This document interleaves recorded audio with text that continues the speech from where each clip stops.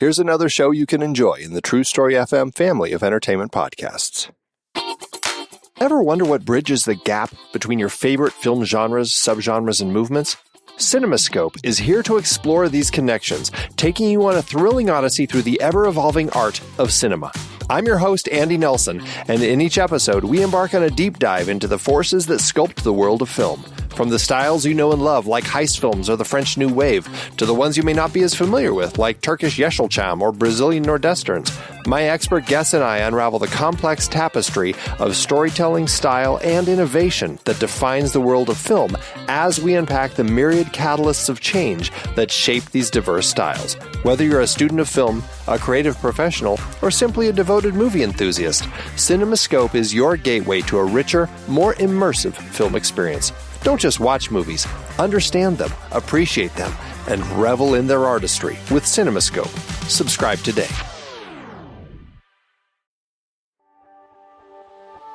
Hooked on you, baby, you're golden. Time moves, I never noticed, just can't get enough. Got me wonderstruck.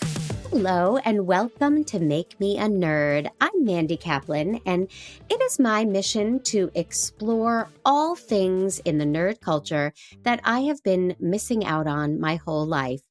Aww. Yeah, I'm a mainstream person with obsessions with reality TV and fantasy football, so I have never participated in sci-fi, fantasy, LARPing. I don't know that I'll achieve LARPing. I don't know that this journey will go that far, but we're all on this journey together. Thank you for joining me. This is a very special episode. This episode features a guest who has made me a podcaster. And it ain't my mom, let's be honest. You all have heard me refer to the multi-talented, fantastic person, Pete Wright. He is a podcaster, he is a producer, he is an author. He is a big part of my heart. Ladies and gentlemen, Pete Wright. Oh, Mandy, I'm only a monkey boy. Well, now the tears are on your microphone, and that's not good for anybody. Well, it is really, really great to be here. I'm surprised. I'm shocked as anybody that you invited me to be here and actually be allowed to talk. Why? You're a huge nerd. Thank you. You're welcome. Why would that be shocking? I just the person who carries your podcast baggage. Let's be clear. I'm in my perfect place. And sometimes my parenting baggage. I mean, we've gone through a lot. So tell the world how we met, please. Do you know, Mandy? I don't remember. It feels like you've always been here. You don't remember your life without me? Well, let me tell you, I was a fan of yours before we knew each other because of our mutual friend and surrogate family member, Tommy Metz, who was, he was your first guest on this show. Yes. I think I'm like, 12? Whatever. It's fine. And you sound really secure about that. I'm totally secure about that. So Tommy and I went to college together. We've been friends for a very, very long time. And he had been making movies. And I think you were involved in the movies that he had done early on. And you and Justin Yeager. And just we had a big mutual, the Venn diagram already had us very, very close. Mm-hmm. And then we started begging you to do voiceover work for our stupid trailers. I know that for other podcasts. Okay. And somewhere along the way, I think you started joining us to podcast before you started doing stupid trailers for That's what I don't remember I know it's very foggy. I mean, I do stupid voiceovers all day long, every day. That's my job. Yeah. But yes, you were hosting pop culture podcasts and wanted to expand the family and diversify and get different perspectives. And you wanted a sassy mainstream lady who had never seen any of the things you guys all reference. And you got me. So true. Man, sweet spot. We hit the sweet spot. Yes. And it has been perfect ever since. It's been delightful. And I love you dearly. And I produced all of the Man Cave with you and Mandy Fabian. And that was delightful. We don't talk about it. I am thrilled to ignore that ever existed. And now let's move on. We only move forward. We have no rear view. That's fine. I've learned there are no other Mandys. No Yes. other Mandys. Oh, I can't remember the quote I was going to say. These are not the droids we came for. That's not right. These are not the These are droids not the droids you're looking for. you're looking for. Shoot. Oh, Almost. I tried. Almost. Snatching victory from the jaws of defeat. TK421, why aren't you at your post? That's all That I was know. good. That was Yeah. good. Yeah. That was really good. Okay. All right. So when I said, well, of course I want you on the podcast after you stopped crying and groveling and begging and all of that, you really struggled with what to pick. I did. Yes. Talk us through that journey a little bit. Like you're on how to make, what's it called? Millionaire? Talk it out. Make me a millionaire? Make me a millionaire? Is that the name of it? Wait. You want to be a millionaire? So you want to be a Wow. millionaire. So you want to be a millionaire. We'll get Okay. there. Talk it out. I Pete. started wanting to do wanting to come and talk about So You Want to Be a Millionaire, but I couldn't remember what it was called. Right. So That's not going to work.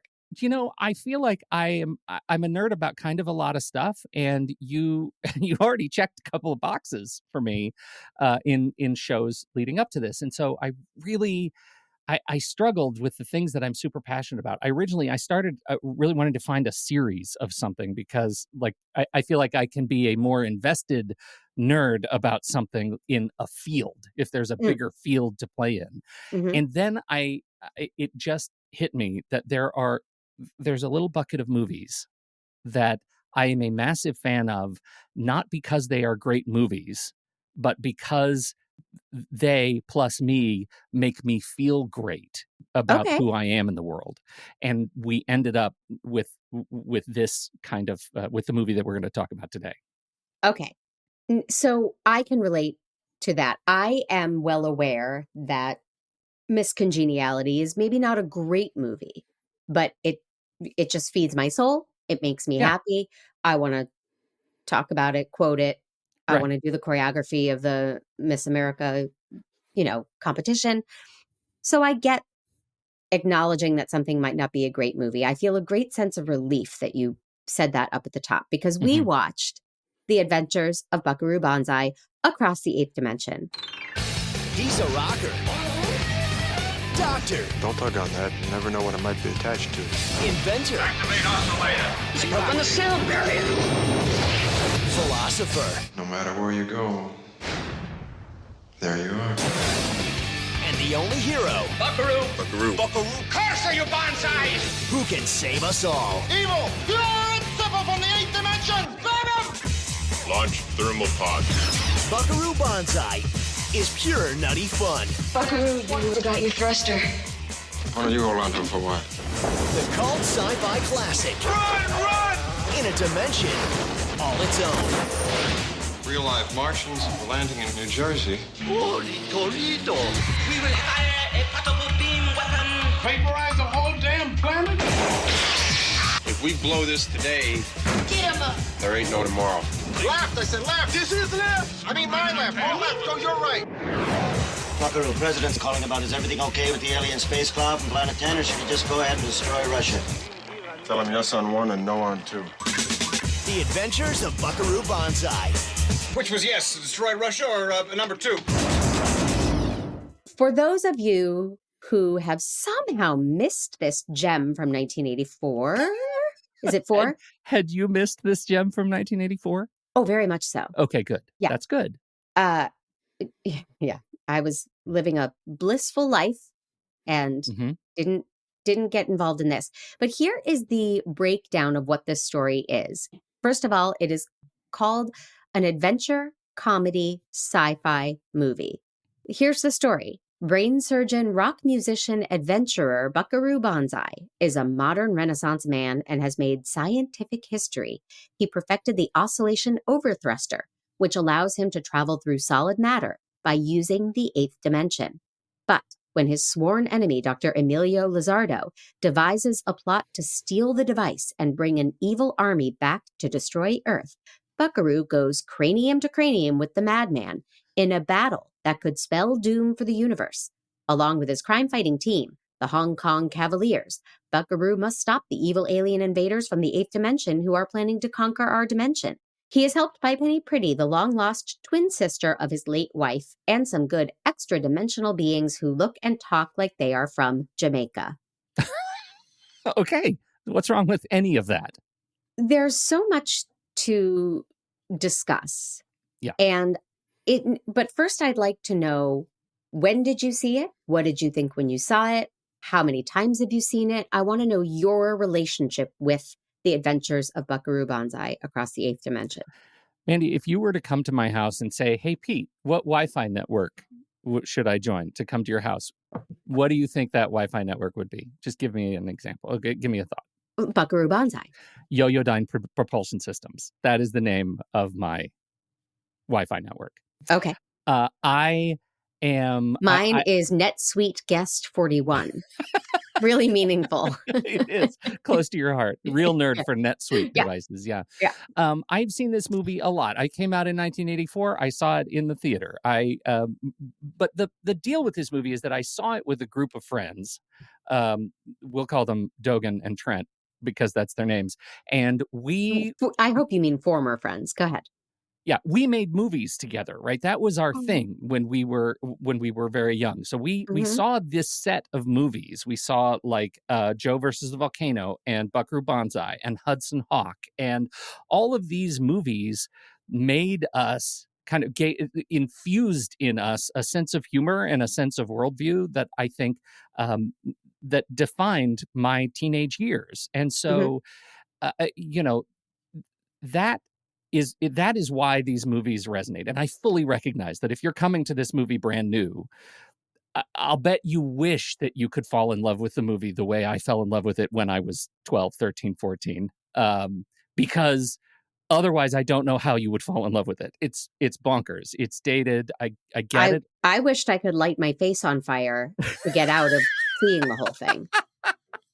But there I am at 12, 13, 14, and I'm seeing this incredibly stacked cast that I only recognize how important these actors are now, right? In hindsight, that they have, like, this entire cast is massive. And let's face it, Peter Weller, of anyone in this cast, Peter Weller is Buckaroo Banzai, the same way that Robert Downey Jr. is Tony Stark. Like, I don't think Peter Weller ever left this role. After he's RoboCop, dude. I know. And he's also Buckaroo Banzai in RoboCop. Oh, I wouldn't know. So talking about the cast, I had a psychic moment. The movie opens up as the credits are rolling, and there's this giant, seemingly sparse parking lot area with trucks and people in hazmat suits. And I turned to Jer, who started watching the movie with me, and I said, all it's missing is Doc Brown. And then the next name that appeared was Christopher Lloyd. Yeah. So I'm pretty good. Krista, you're very, and that was the last good. Positive experience I had. See, now that's all right. Let's try to have some positive conversation about it, because I know it's hard, but you can't. I don't think you can authentically disregard the gift that this movie has in reminding us as creatives how to have fun working on a project together. Like, no one in this movie is not taking this bonkers endeavor seriously, right? Like, there are interviews with... That was a double negative. They are taking it seriously. They are taking it seriously. Okay. Yeah, right. That's John Lithgow has said, I have been accused of going over the top in my roles over the course of my career. Nowhere is that correct except Buckaroo Banzai, right? Like, he is giving so much of himself in Emilio Lizardo.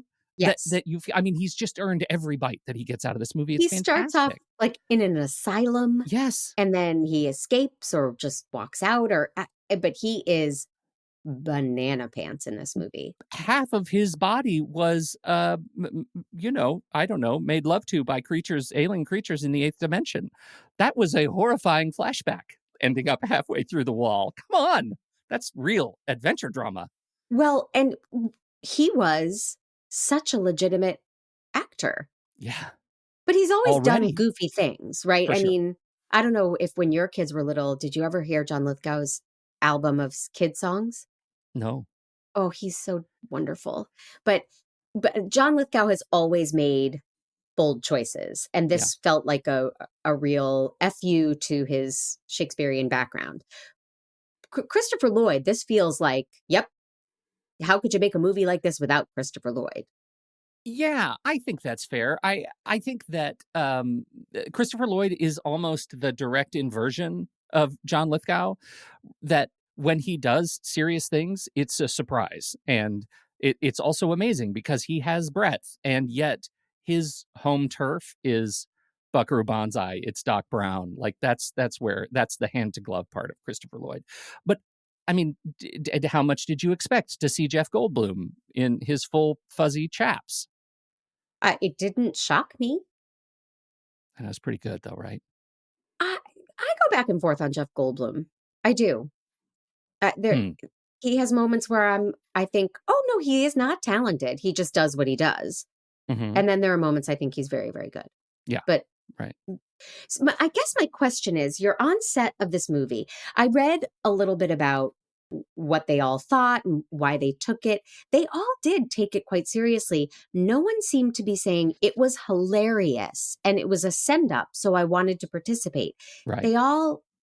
So was it intended as a comedy, or has it become one in a camp cult way? The way I kept thinking of Rocky Horror when I was watching. Yeah, this. no, I don't even know if I think I would consider it more Romancing the Stone or Indiana Jones. Like that's what they wanted to get out of this character of Buckaroo Banzai, was essentially serial movies of, and that's why it promos at the end Buckaroo Banzai against the World Terror Council, whatever it is. I have a lot of questions about that. Never got made, right? They never quite found it. Like this. Well, but I thought, universe... it's the History of the World Part 1, where they came up with the Hitler on Ice, and that was all fake, like a fake promo. That's what I thought that was. No, this was legit. They really wanted to make a second movie, and they really were confident that was going to happen. But somewhere along the way, it started to kind of fall apart.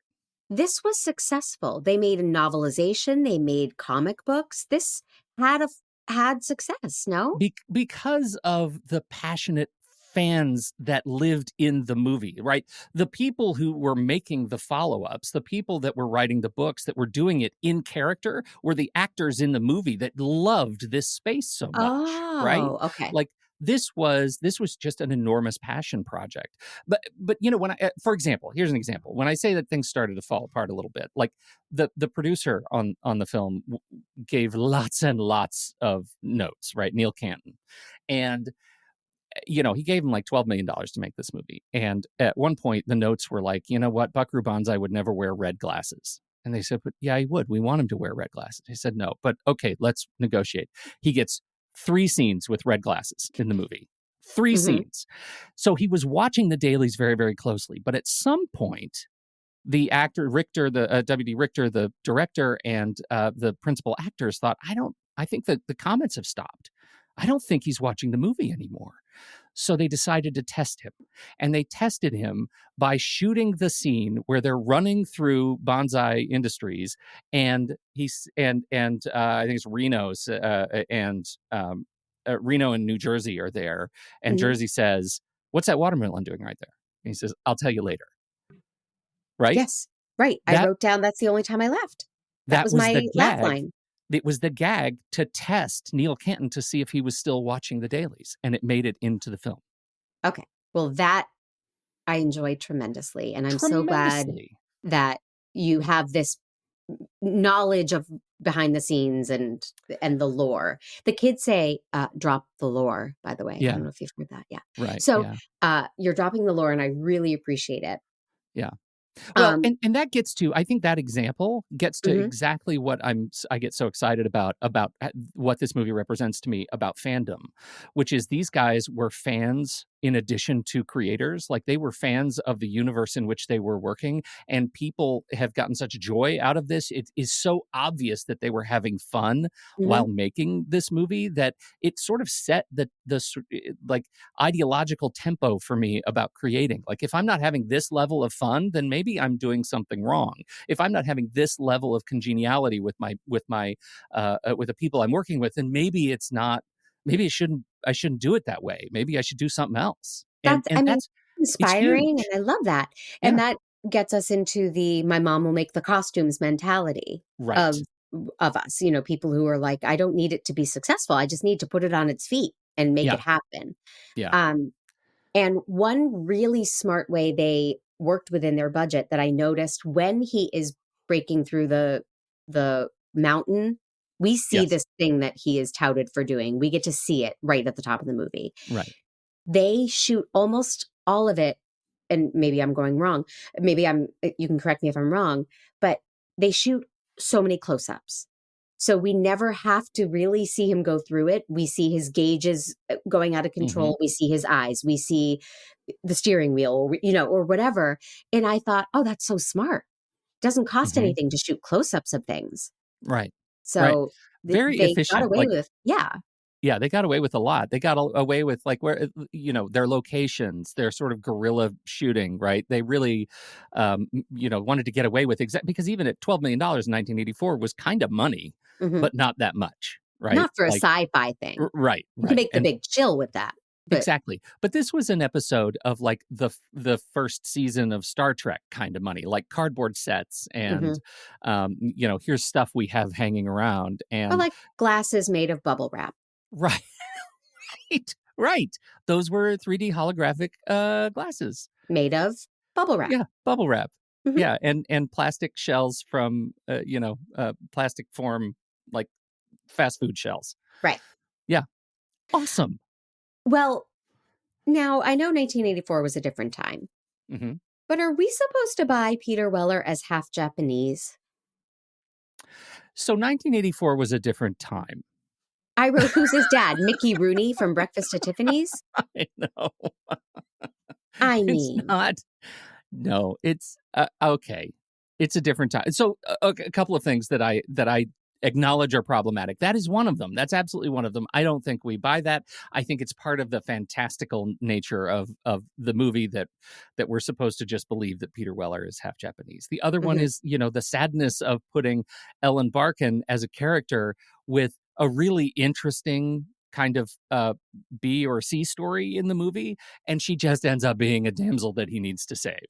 And that's frustrating because that is a story of straight up trauma, that he was married to her twin sister who was killed. And then she comes into his life and she's a horrific bipolar depressive. And he is able to sort of like rescue her. That could have been a really interesting story. And it became 1984 in a way that is disappointing for me. Well, I have some notes on Ellen Barkin. Okay. Ellen Barkin was doing a different movie called The Adventures of Buckaroo Banzai. Everything she did was porny. She was pouting and grunting and showing too much skin, and it was bizarre.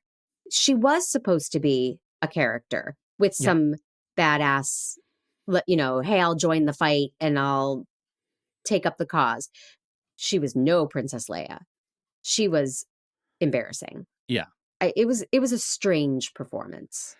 Yes, I do think it was a strange performance. I don't think this is a movie. I mean, it's an interesting movie because you end up with this,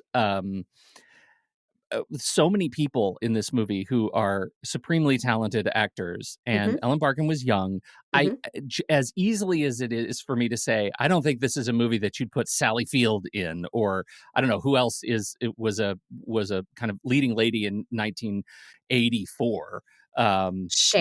Cher, right? I don't think this is that movie, but at the same time, maybe it is. Maybe it's exactly the movie that you put these people in because it's Lithgow, and it's these other character actors that show up. Maybe that would be fun, but it could have. I don't know. I guess I'm on so sexualized. Yeah. And is that a director saying, "Can you grunt as if you're being manhandled and made love to," or is that her thinking, oh, I know what I can bring to this movie? It was just of a movie that's full of like kitchen sink gambits.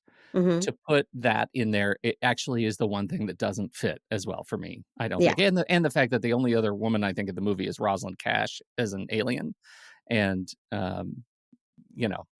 that I think both of those parts are extremely 1984. And there's also the woman on their team who's like the boof from Teen Wolf. she's got curly black hair, and she's like, Right. "Oh, Nope, you're hey, right. let me help. Who's this new Yep. blonde girl?"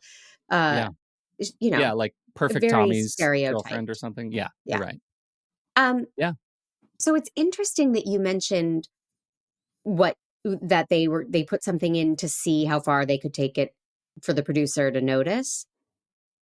Right? I Yeah. wrote, wait, they're a band? This is like a fever dream. Is this just a game of chicken to see how far the audience can be pushed?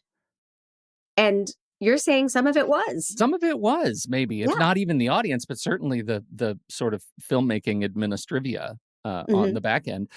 I also think that this is a movie that is like when I say kitchen sink, I really mean it. Like it's a movie that these people came together to just write the grandest adventure that they could come up with. Right. This is the grandest thing that this team could come up with. But it's not like they don't have credits elsewhere. Like W.D. Richter was the writer of the best version of Body Snatchers, the 1978 version, Oh. right? Like he wrote Big Trouble in Little China. Like Oh. that's the other one we should have said is what this movie is made in the vein of, right? But even though it came after, you could say that this was practice for Big Trouble in Little China. Mhm. So he's got killer writing creds. Uh-huh. Dracula 1979, Brubaker, Big Trouble in Little China, Needful Things. Stealth was the last thing, 2005, that he wrote, which was less than, I think, Well, you're Sterling. you're making me feel better about my impressions of it, that it wasn't supposed to be a completely sensical, well-constructed story. It was, I forget how you phrased it, kitchen sink. Mhm. And I went with a different appliance in the kitchen, and Yeah. I said it's like refrigerator magnet poetry. A little bit. You Yeah. know, each scene was just like, oh, and then they'll do this, and then they'll do this, and then this will happen. But there was no cause and effect. It was just, Right. let's just have them in a band. Let's in- just have them do this, Yeah, and in that regard, I think why I'm a fan of it is because I find that creatively brave, right? I find that creatively like courageous to throw as much as you can and see Mhm. what you can get to hold together. And I would love to see the deleted scenes on this. Like what substantively could they have possibly cut out? Because it doesn't feel like much, but every movie has stuff that just doesn't work. What Right. would they have cut from Buckaroo Banzai? What does that reel look like? I'm not seeing anything that says deleted scenes. Maybe it just lived on, but Yeah. but also maybe it didn't have enough money to actually do anything at time of production that would have revealed any sort of behind the scenes. It's You know? a more modern thing, too, Yeah. for us to be able to just access all of that all the time. Yeah. I was so dubious. I just couldn't figure out if it was a comedy. Why wasn't it making me laugh? Or a Mhm. parody of these movies? Why wasn't it sending up something specific? You know, it how Mel Brooks, obviously, Spaceballs is a very clear parody of Star Wars, but then he also made movies that weren't a clear parody of something like History of the World. Sure. But you got the humor, whether it was a parody or not, or what, and this just wasn't full of humor for me. Am I missing out on? No, I think here's what I think you're missing out on. I think you're missing out on the gap that exists between when you first see this movie and when somebody else in casual conversation says something like, "Where are we going?" and somebody else says Planet 10, and you know that reference. Mhm. And say, when? Real soon. That call and response, like in terms of screenwriting, that call and response is in this movie a number of times, right? Mhm. They use that sort of pattern a number of times. But the fact that this movie is what it is when you watch it makes it better when you're not watching it. It makes the callbacks funnier. And that's the social glue of people who are fans of this movie. It makes it more fun to have seen it even than when you saw it, right? Right. Than when you were actually watching it. And I think the same thing is said for Rocky Horror. I came to you with a Hail Mary because I thought maybe we should change to Hudson Hawk because that movie was equally important to me. And you said you hated it, and that's fine. But I will tell you that movie my aforementioned dear friends, Trent and Dogan, we actually, from that movie, created our own version of a friend test, right? A litmus test to see if people would be a good fit for us and our brand of Really humor. just failed. Well, here's what we would have done if we were 16. Yeah. We actually owned, the three of us, tiki torches. Oh my gosh. In the middle of Yes. the night, we would go over to a new friend's house and we would put the tiki torches in their yard and we would light the flame and we would begin singing Swinging on a Star together. And if the father came out with a shotgun, their family failed the friend test. But if somebody came out and watched and sang with us and had fun, then we would suddenly be friends for life. For life. And that's just how the movies of this era for me created that sort of fan culture that I'm still looking for when I see new films. Wow. And it's inspiring. That stuff is really, really inspiring. Wow. So, because I was surprised when you said Hudson Hawk, that's not a science fiction movie. No. Right. No.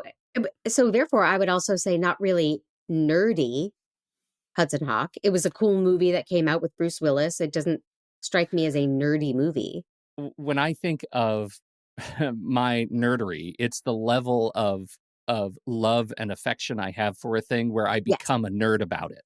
Right. And not necessarily that it's in a particular genre. Right. But as I start this journey, I want to stick to things that are, not mainstream pop culture that I have not tried. Hudson Hawk came out, 86, 87? Yeah, right in there. Or maybe even 88, because I remember going to the movies with my friends. Somehow we had snuck in some Seagram's wine coolers. I don't know how that would have happened. Mm-hmm. And somebody shouted out, "Maybe you have to be drunk to understand this movie." And I shouted out, "No, it's not helping." And I remember that moment. So I did go to see Hudson Hawk. I just thought it didn't make any sense. It was 1981, by the way. 1991 is when the movie came out. My God. I was like, what? I was a 7-year-old drinker? Right. That's terrible. 91 makes a lot more sense. So I was 17. Yeah. But I will say, like, for people who are nerds for this level of absurdist comedy, that movie has a real spark, right? Mm-hmm. That movie is made of smart pratfalls and absurd twists of dialogue that make it funny for a certain viewer, and that viewer happened to be me. In the same way that Buckaroo Banzai does, people taking absurd circumstances seriously. The cast is the straight man for the humor, right? That's or for the world, and that's the alchemy for Buckaroo Banzai that makes it work. And again, as soon as I hear somebody say, remember, no matter where you go, there you are, I have a big fat tear come down my face of joy. But that was a known saying. That's not from Buckaroo Banzai, right? But when he stops the concert and says, hey, oh yeah, don't be mean.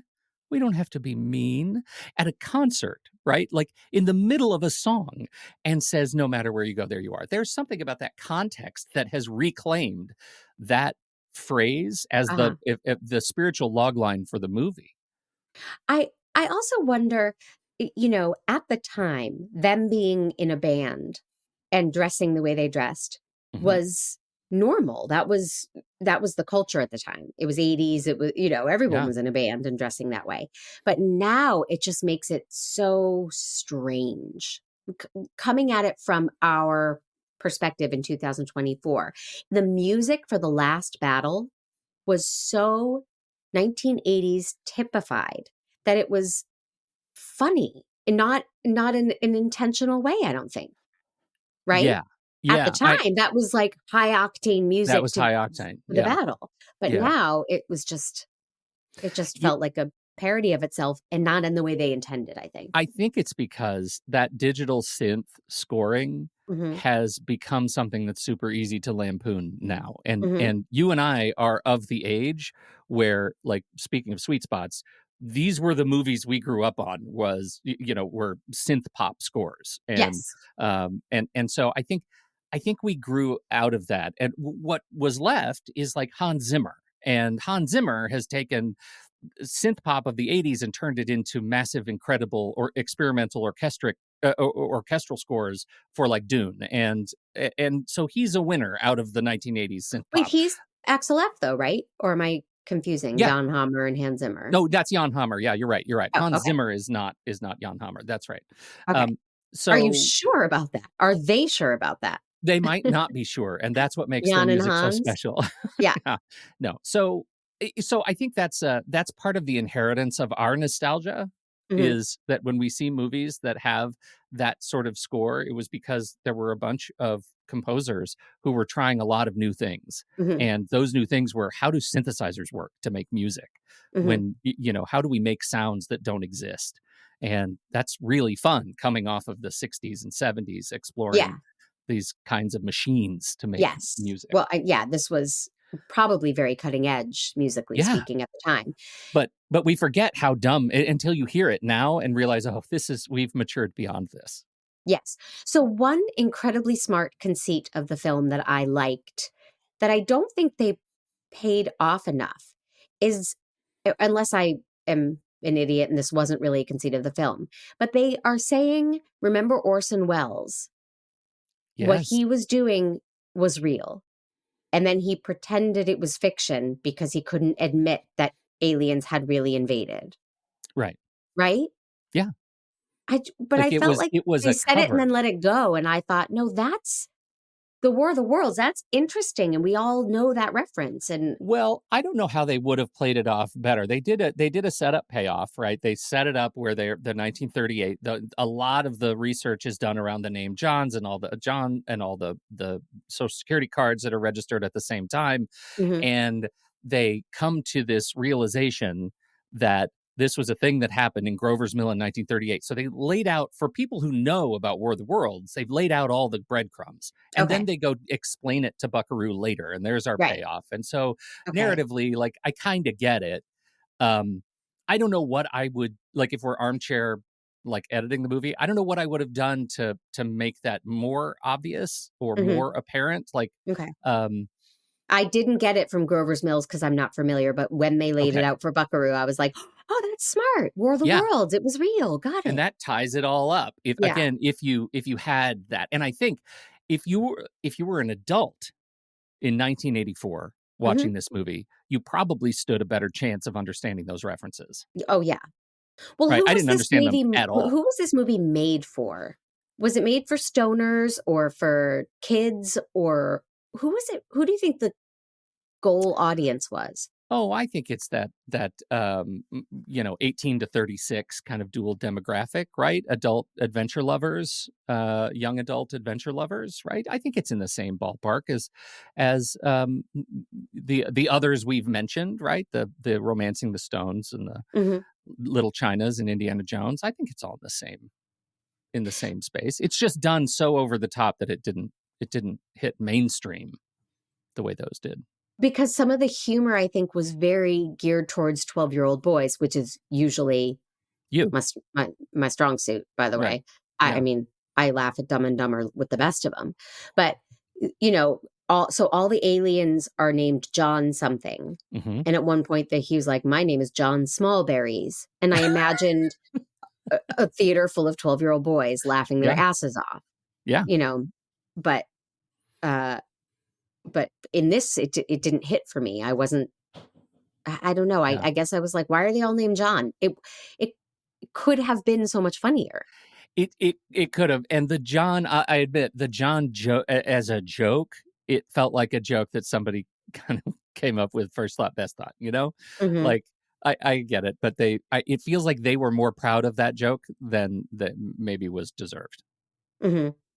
Let's just say this. I'm not somebody who goes around calling everybody John because of my love of Buckaroo Banzai. That good to know. Yeah. Now, a bigger question is, have you ever shown it to your kids or to Kira, and what did they think? No.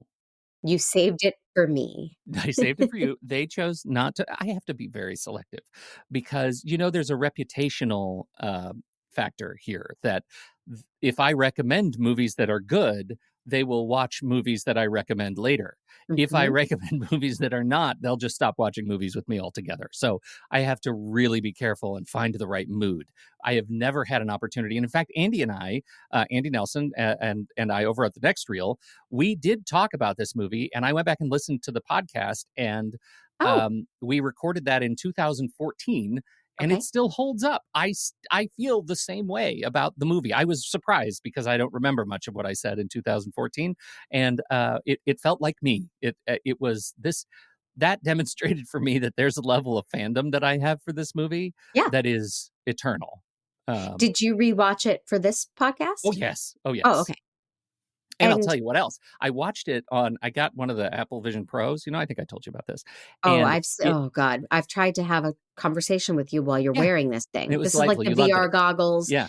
You and loved it so much. I remember you don't need to go on. And you said, Peter, can we podcast like that? And I said, sure, but not today.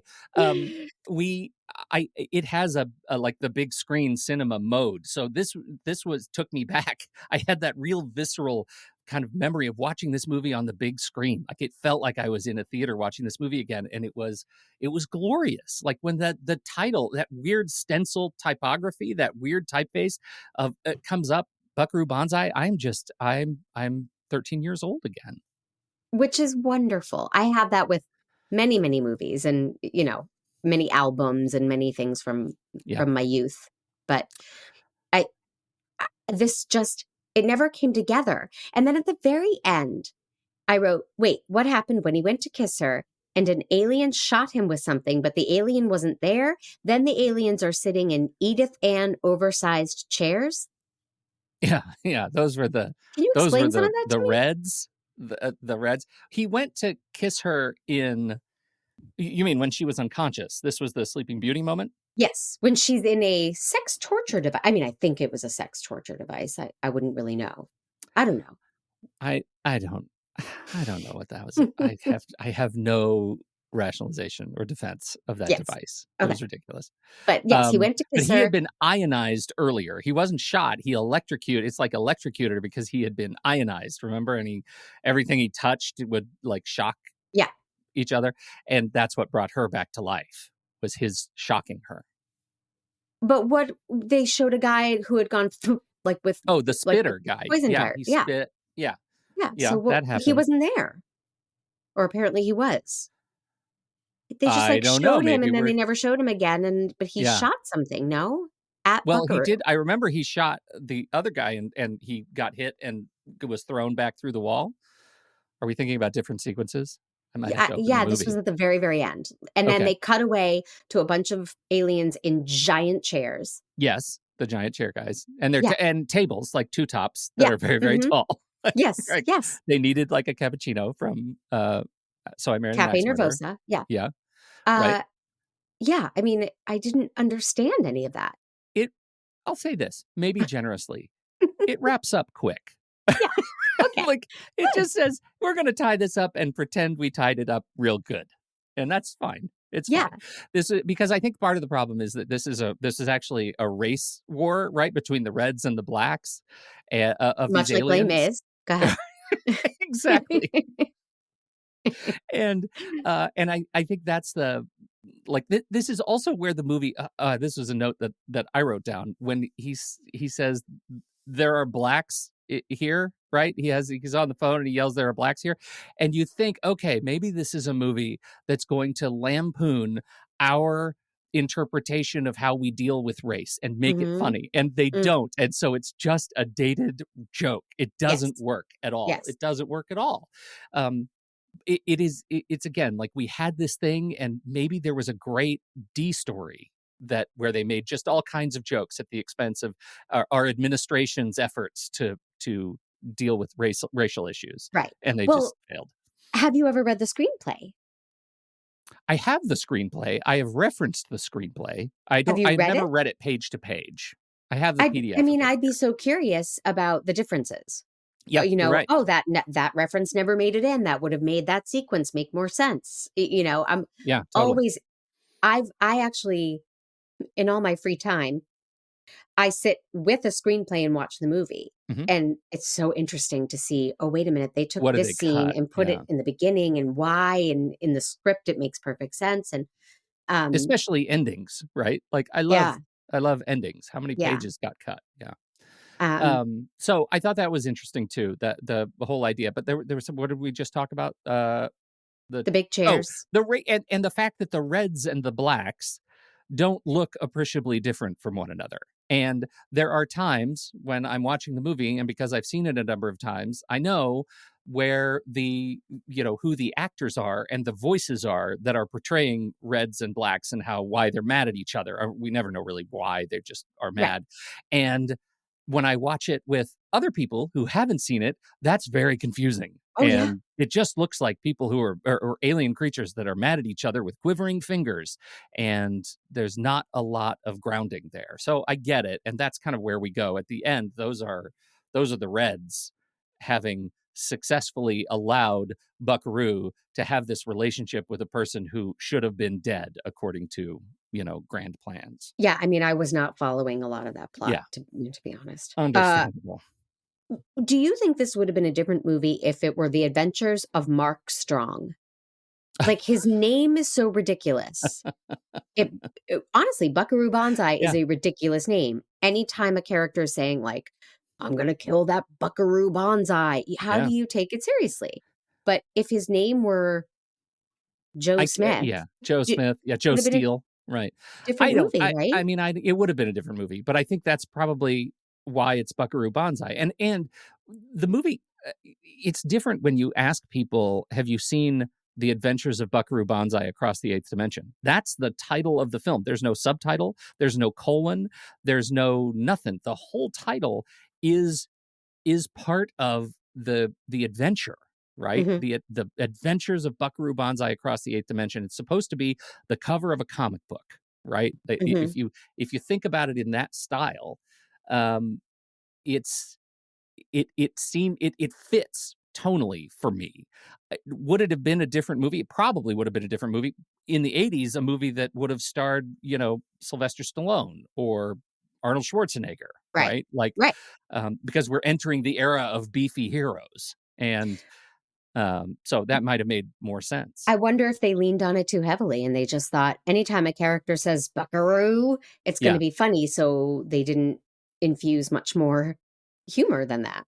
Yeah, maybe. But also, I admit, I think it's funny when I hear them say Buckaroo. Like, right. I'm of that in that sort of circle on the diagram when I hear them lampoon this guy, which is the joke. His name is Buckaroo Banzai, and he's a world famous neurosurgeon and a rock star and a time traveling, like interdimensional time traveler. And that makes it funnier. This is just a movie that put its foot to the floor on ridiculousness to see what could stick. Yes. And as is often the case, when you describe it, it sounds hilarious. And then I watch it and it doesn't live up to that for me. Right. But I am thrilled for those for which it has nostalgic value or just entertainment value. That's fantastic. I can watch a lot of stuff from my childhood or from today that others don't see the value in like that. Did you catch the direct Indiana Jones connection in this movie? Not that I know of. I know there was a tarantula, and I don't appreciate it, Pete. No, I didn't care for that either. I don't appreciate that. Celebrate the species. The president, the actor who played the president, is Ronald Lacey. Okay. And Ronald Lacey was in Indiana Jones. Oh. He was Admiral Melty-Face Tot in the first Indiana Jones, who grabbed the thing. You've seen Indiana Jones. I have seen it one time when Casey was 6 or something. The guy reaches into the fire. The German soldier reaches into the fire, and he comes out and he burns his hand on the amulet. And then later he's in Africa and they're digging, or they're in when they go to the Middle East and they're digging, and they open the thing and he shows up and he says Heil Hitler, and he has the thing branded on his hand. That's Ronald Lacey. Oh. Ronald Lacey was the president of the United States in Buckaroo Banzai. And as a huge fan in my youth of both of these movies, that was amazing to me. Who follows Ronald Lacey? if not for these two movies, right? Like that's where I was. It's like for me, Carmine Ragusa from Laverne and Shirley was in Beaches. Not everyone knows that, That's but I exactly know right. it. Yes, you know it. Yes. Exactly right. Do you have anything else you would like to say about the adventures of Buckaroo Banzai across the eighth dimension, good sir? Probably a lot, but I'll hold my tongue. All right, then I'm going to do my business, which it is all about you. It's all about you, Mandy. And then I want you to tell everybody where they can find you and what you're up to. And then I'm going to tell everybody what I'm doing next week. And then I actually have a fun out there question. Okay. Make Me a Nerd is a production of True Story FM, engineering by the incredible Pete Wright. Theme music is Wonderstruck by Jane and the Boy. Please reach out on socials. Instagram is at Mandy_Kaplan_Clavens, both with Ks. And if you're listening on Apple Podcasts, leave me a review, please. You got to actually hit write a review under the stars, and you got to write a review. And that's a great way to communicate, make suggestions, let me know what you think of the show. And if you're liking what you're hearing, please consider becoming a member. Go to makemeanerd.com and hit that join button. We are doing some extra discussions about things like writing on Star Trek and Top Chef. So please, if you want to hear more of what we're doing here and have more access to me, then hit that join button. $5 a month gets you a membership. Okay, so Pete Wright, before I let you plug your life away, what, oh, that sounded terrible. Gross. What mainstream thing are you really into? Like, what is on the polar opposite end of sci-fi, fantasy, nerd culture? Okay. What mainstream thing am I into? Just in the world? Yeah, I'm just curious. Like I, for example, recently listened to I Didn't Come Here to Make Friends, written by one of the Bachelorette contestants. And it was awesome. And she gave all the behind the scenes dirt on what it's really like to go on The Bachelor. Her name is Courtney Robinson, I think. I haven't read that. Nor be should surprising. you. I think I'm a fan of F1. Formula One racing. I am a paying member of F1 TV, and I watch all the races and I watch all the behind the scenes stuff, and I love watching the engineering videos about how brakes work and how how the steering wheel, all the buttons on the steering wheel work, and I get very excited about that stuff. So I think in terms of what is popular right now, like F1 is it. I think it became really popular with Drive to Survive on Netflix, and I subscribed a couple of years ago, and I just love the races. And that's great. If I am thrilled that there are more races here in the United States, but the tracks suck. I actually walked the track in Monaco. Whoa. When I was there, when I was much younger. Fancy I was not there during the season, so I just got to walk around the streets where some of the streets where the cars go. But that was very exciting for me. It was very, very exciting. Of course. Kind of a thing. So it's like with the times in my life I've been lucky enough to go on the Broadway stage and go backstage, and it's exciting. Oh, for sure. I did. There's a thing that happens that, like, I think I would call myself a nerd for F1 because, again, of that.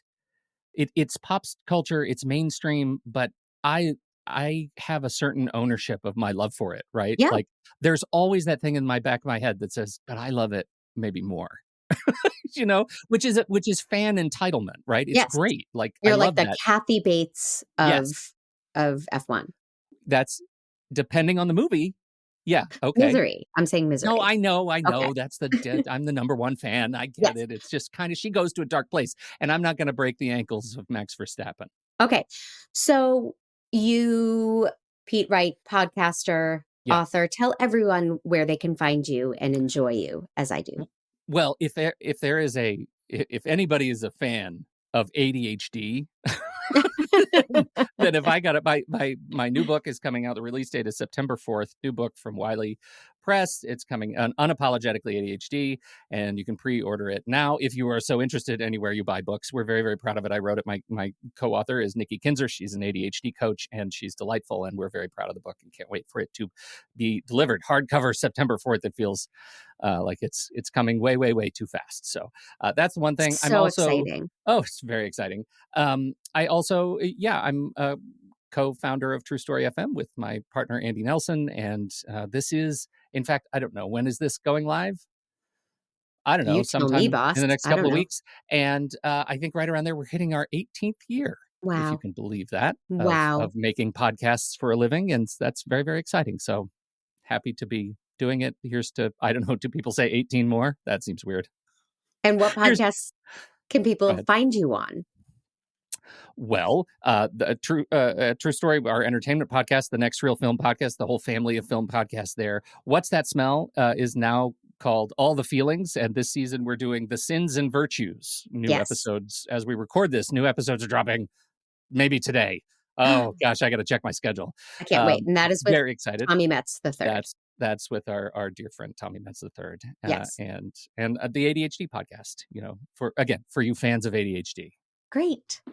Well, I cannot thank you enough for being on Make Me a Nerd. And I know you know what's coming up next week for me. But I think it's a show about jewelry called Lord of the Rings. I assume it's about an aristocratic jeweler in English history. I'm not real sure.